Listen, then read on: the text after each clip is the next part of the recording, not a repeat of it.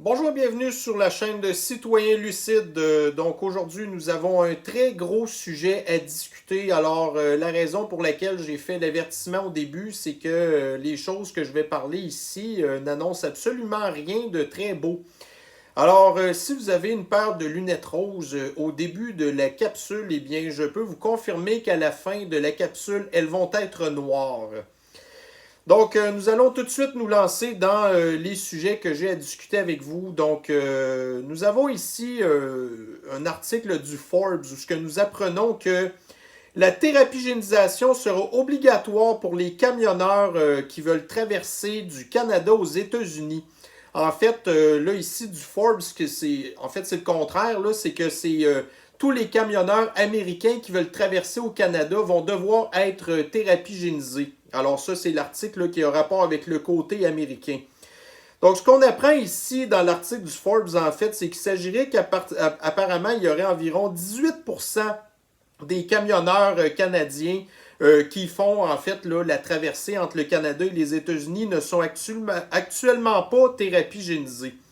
On apprend dans l'article aussi que plus de 75% des passages qui se font de camionnage, donc c'est 75%, c'est des camionneurs du Canada qui traversent aux États-Unis, vont porter des affaires et qui ramènent des trucs au retour.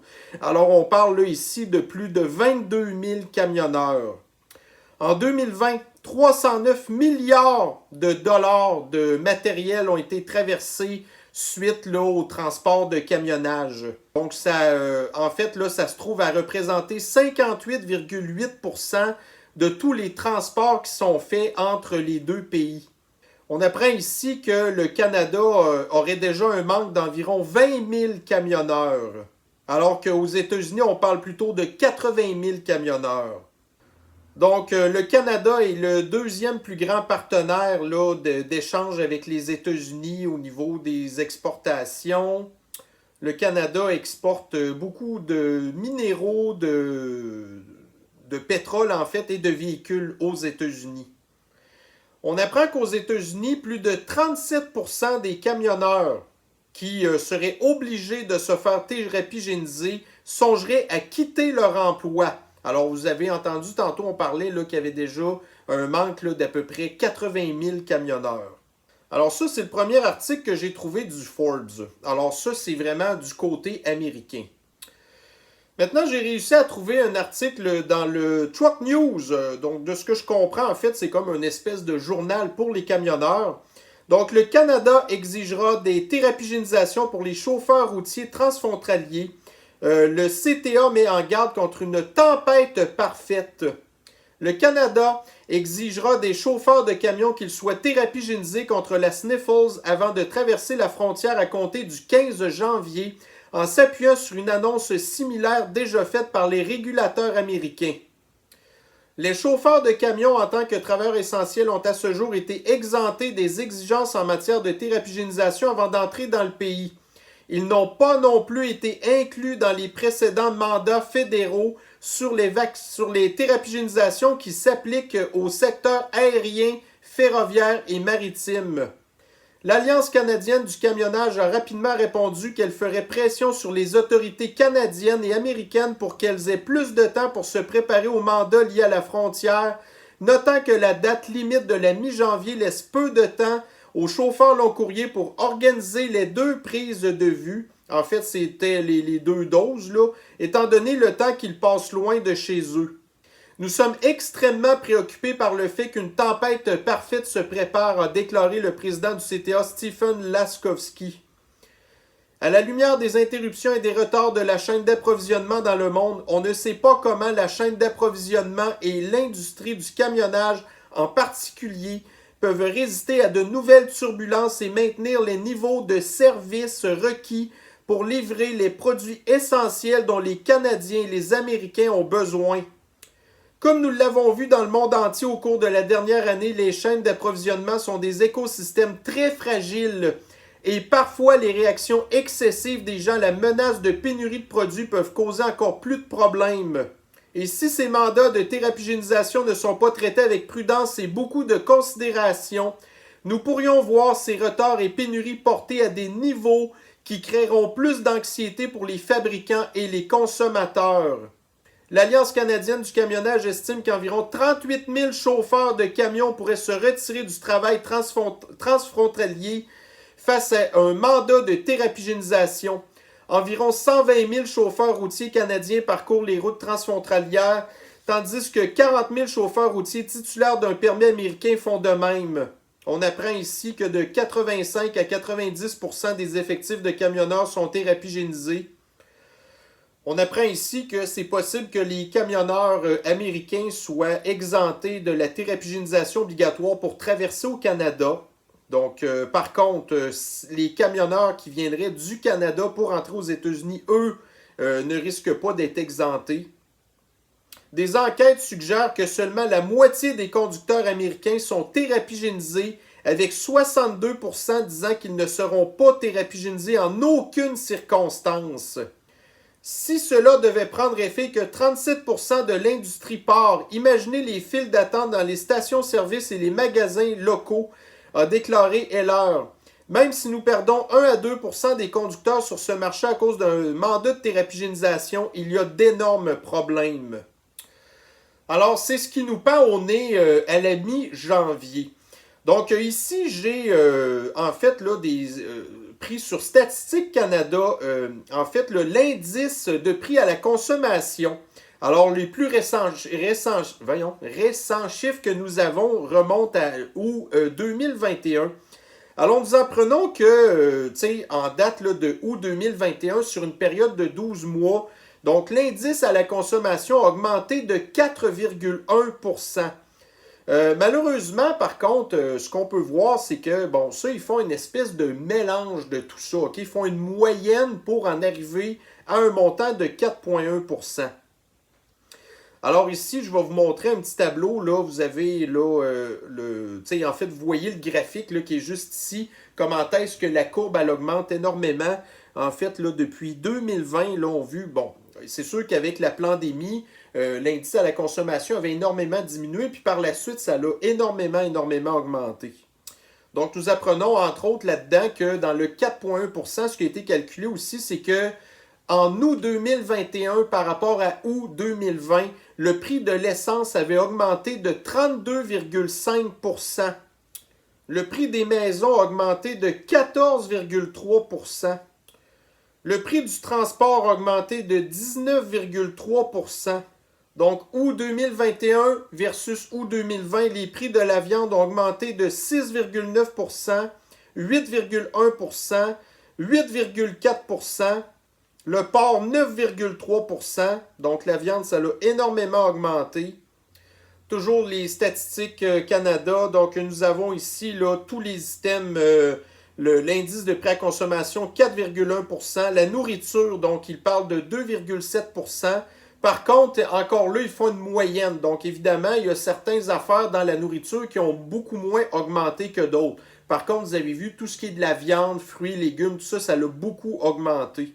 Donc, comme je vous disais tantôt, le prix de l'essence, 32,5%. Donc, les coûts de l'énergie, on parle de 20,7%. Donc, évidemment, les factures vont être filées aux consommateurs. Donc, la moyenne des biens de consommation, 5,8%. Alors, on le voit ici qu'il y a une tangente là, à ce que l'inflation continue. Fait que mélangé à ça, entre autres, là, le coût des transports, comme je vous disais tantôt, là, s'il y a une pénurie, on a déjà de la misère à transporter nos affaires. Donc, imaginez-vous, il va y avoir encore plus de rareté dans les biens, ce qui va faire encore exploser le coût des biens de consommation. Puis, dans biens de consommation aussi, on parle de nourriture, hein? Alors, dans le CNBC, on apprend ici que, en fait, l'indice à la consommation aux États-Unis avait augmenté de 6,2% en octobre, le plus haut niveau d'inflation depuis les 30 dernières années. Pour vous donner un autre exemple de ce qui nous attend dans le TVA Nouvelle ici, le prix des Cheerios se grimpera radicalement en 2022. Attendez-vous à payer plus cher pour certaines de vos céréales, collations, soupes et marques de cuisine préférées l'année prochaine. La compagnie General Mills a informé les clients au détail qu'elle augmentera ses prix d'une centaine d'articles associés à une dizaine de marques à la mi-janvier. Mi-janvier, en même temps que les transports. Pour certains articles, les prix augmenteront d'environ 20% à partir de l'année prochaine.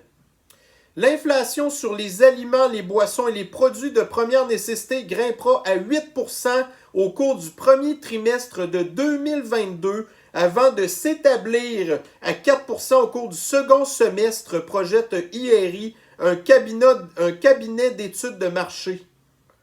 Et ici, vous avez deux articles. Donc, malgré les assouplissements, les restos peinent à retrouver leur clientèle.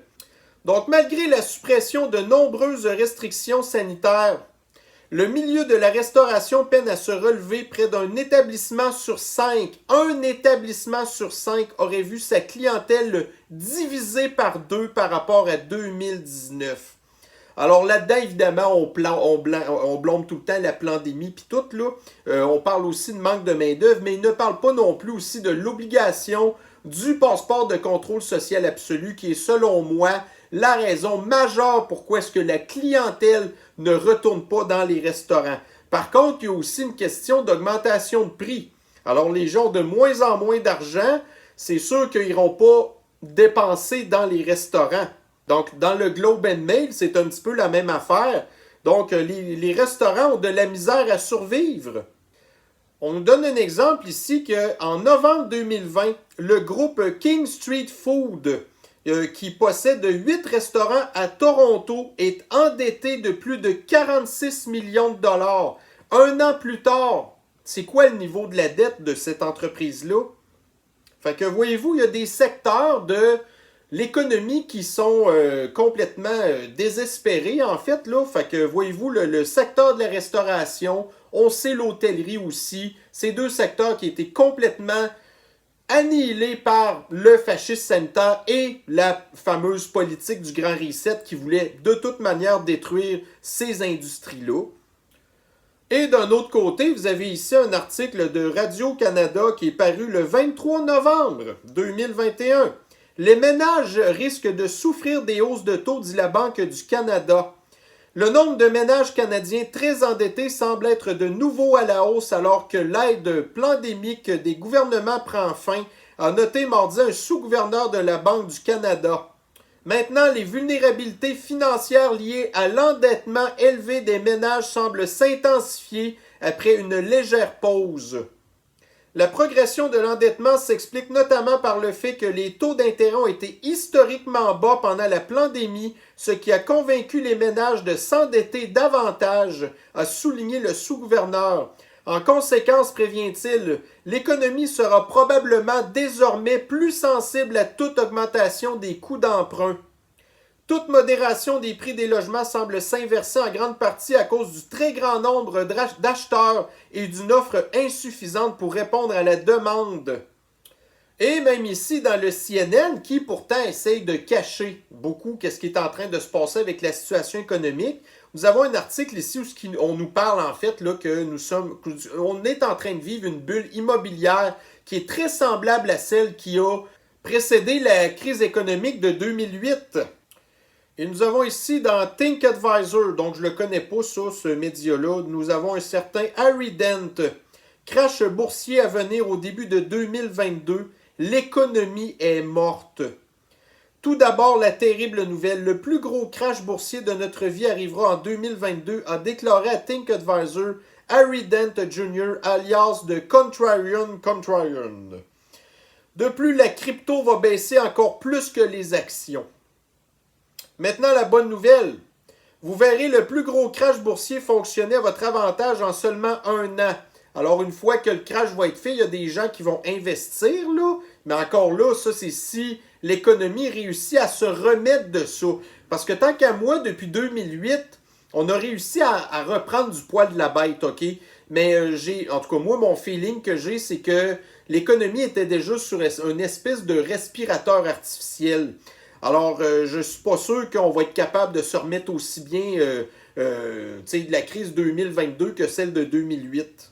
Mais tenez bon, il y a d'autres mauvaises nouvelles. Nous aurons la plus grosse récession ou une dépression de notre vie l'année prochaine et l'économie ne va pas redevenir forte avant 2024. Bon, ça ressemble pas mal à ce que je viens de vous dire, hein? Un stimulus supplémentaire n'aidera pas. Assez, c'est plus que suffisant, insiste-t-il dans l'interview. Vous ne pouvez pas donner une autre chance à ce toxicomane pour le faire se relever. Il est accro à l'argent, gratuit depuis maintenant 12 ans. C'est l'heure de la rééducation. Les actions sont à bout de souffle, déclare-t-il, prédisant que le marché s'effondrera à 80%. En effet, au cours des 2 à 3 premiers mois de 2022, il chutera de plus de 50%, prévoit Dent. C'est un MBA à la Harvard Business School. Fait que ça vous encourage-tu, vous, ça, de savoir des affaires de même? Nous avons ici encore dans le Forbes se préparer à la prochaine bulle de la bourse. Qu'est-ce que les investisseurs doivent savoir? Donc, 100% des actions actuellement sont over-evaluated. Donc, c'est-à-dire qu'ils sont surestimés présentement. Et au niveau là, des actions technologiques, 49% seraient surestimés. Alors, vous avez justement ici là, un graphique de la bourse de New York, le TSX. Alors, on voit, là, bon, vous avez entre autres en 2007, 2008, vous voyez qu'il y a une petite baisse. Après ça, depuis 2008, là, vous voyez que la bourse n'a pas arrêté de monter, à l'exception du début de la pandémie où il y a eu un méga crash quand même. Puis après ça, ça l'a ultra trop augmenté. Alors, effectivement, la bourse, là, il y a vraiment de quoi qui se passe. Donc, quand on parle de bulle, c'est probablement ça qui va arriver. Fait que, voyez-vous, prenez tous les autres secteurs de l'économie qui vont vraiment pas très bien, en fait, là, avec la thérapie-génisation obligatoire et tout ça qui va entrer en vigueur ou qui est entré en vigueur. Tout ce que vous allez voir, en fait, c'est que c'est sûr et certain que vous allez voir la bourse planter. OK? C'est sûr et certain. Alors, soyez prévenus là, si vous avez des placements actuellement à la bourse et même, puis le côté crypto-monnaie, je suis d'accord aussi, parce que là, les gens ils vont vouloir avoir de l'argent rapidement. Donc là, ils vont vendre tous les montants qu'ils ont en crypto-monnaie, ce qui va faire, en fait, là, écoutez, cracher totalement la crypto-monnaie, en fait. Donc oui, je pense que ça, c'est quelque chose qui est tout à fait prévisible. Alors ici, un autre article dans le India Times, donc un Jim Rogers qui nous parle là, en fait, là, que la bulle économique, la bulle boursière va probablement exploser à la fin de 2021. Ici, vous avez dans le Independent un monsieur là, qui, encore là, un gros économiste bien connu, qui disait qu'en octobre, que toute la bourse allait planter. Donc là, c'est pas encore arrivé, mais selon moi aussi, ça va être une question de mois avant que ça arrive. On apprend ici encore dans le Forbes, est-ce que les États-Unis sont présentement en récession? Alors effectivement, c'est sûr que le gouvernement essaie de nous prouver que non, pas du tout.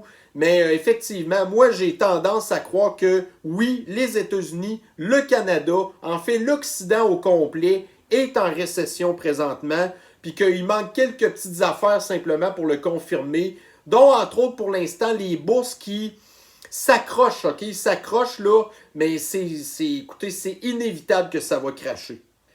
Ici, dans la Chambre de commerce du Canada, nous apprenons que les petites entreprises sont les secteurs les plus durement touchés qu'ils doivent vivre au jour le jour. Puis là, bon, c'est sûr que plus loin, on nous dit « Ah, ben là, le gouvernement, il faudrait qu'il continue à donner des aides, là. » Mais l'affaire, c'est que ça va absolument rien régler, ça. Alors, effectivement, donc, les petites entreprises qui souffrent, donc, qui fait, entre autres, tourner le système public, en fait, avec ses taxes et ses impôts, ben, c'est les petites entreprises. Donc, on apprend ici qu'effectivement, il y a une très grosse majorité des petites entreprises canadiennes qui ont de la misère à se garder la tête en dehors de l'eau.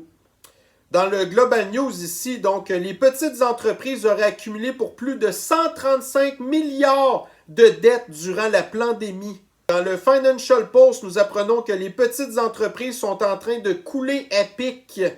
Et ça, c'est sans parler que, bon, dans le Finance Yahoo, on apprend que plus de la moitié des entreprises canadiennes ont de la misère à recruter de la main-d'œuvre. Alors, écoutez, tout ça, c'est un très, très, très petit résumé, OK? Par contre, j'ai voulu quand même vous montrer les liens des articles que j'ai utilisés pour être en mesure de me faire un petit peu mon idée.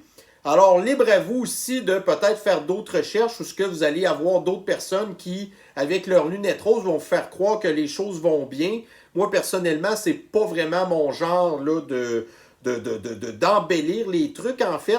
Alors, je croyais que c'était très important de vous dire qu'effectivement, il y a quelque chose de majeur qui s'en vient au niveau de l'économie. J'espère que vous êtes préparés. J'espère que vous ne faites pas partie des Canadiens qui sont endettés par-dessus les oreilles. J'espère que vous ne faites pas partie non plus des Canadiens qui ont un commerce et que vous avez déjà de la misère à vous garder la tête au-dessus de l'eau, en fait. Là. Alors, bref, donc, je pense que c'est important qu'on en discute parce qu'il y a trop peu de gens qui vous préparent. On veut trop faire croire que les affaires vont bien. Ça va extrêmement mal. Donc, au début 2022, aussitôt là, que l'histoire de la thérapie génisation obligatoire pour les camionneurs va entrer en vigueur, checkez bien les affaires après ça qui vont dégénérer. Alors, soyez prévenus, mes chers citoyens lucides. Donc, nous nous reprendrons sur une prochaine capsule. J'aurais bien aimé vouloir vous souhaiter une bonne journée, mais quand on apprend des nouvelles comme ça, ça fait un petit peu weird. Alors, prenez soin de vous. Bye bye.